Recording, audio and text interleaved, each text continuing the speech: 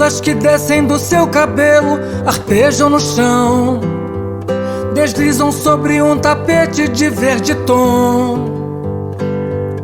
Orvalham a terra, agitam as sementes, abortam a dor, solfejam em cantilenas o nosso amor. As luzes que explodem do seu sorriso acendem o breu, clareiam em brandas cores todo o meu céu.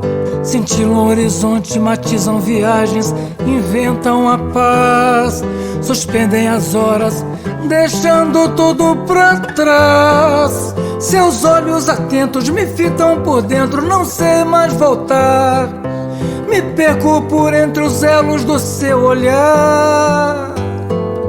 E assim vou vivendo, tão ébrio sorvendo o mel posto em flor, que adoça e alimenta esse nosso grande amor. Seus olhos atentos me fitam por dentro, não sei mais voltar. Me perco por entre os elos do seu olhar.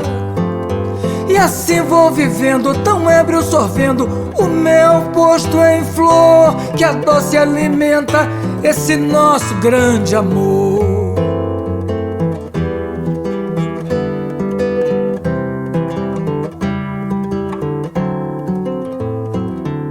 As cordas que descem do seu cabelo arpejam no chão, deslizam sobre um tapete de verde tom. Orvalham a terra, agitam as sementes, abortam a dor, solfejam em cantilenas o nosso amor.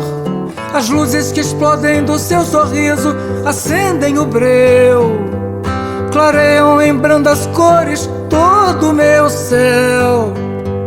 Cintilam o horizonte, matizam viagens, inventam a paz, suspendem as horas, deixando tudo pra trás.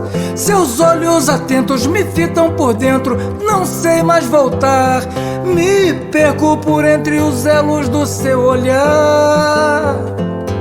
E assim vou vivendo, tão ébrio sorvendo o mel posto em flor, que adoça e alimenta esse nosso grande amor. Seus olhos atentos me fitam por dentro, não sei mais voltar. Me perco por entre os elos do seu olhar.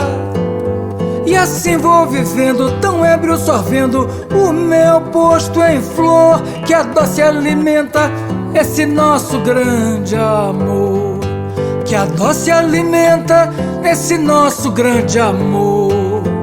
Que adoça e alimenta esse nosso grande amor.